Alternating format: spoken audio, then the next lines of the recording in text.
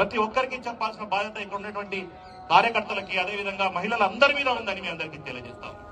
రైతులకు ఎప్పుడు రుణమాఫీ ఇస్తానని ఒకప్పుడు కాంగ్రెస్ హయాంలో చేసినాం, మళ్ళీ 2 లక్షల రుణమాఫీ చేసినామని మాటిచ్చినాం, సంవత్సరం లోపు చేసి తీరినాం.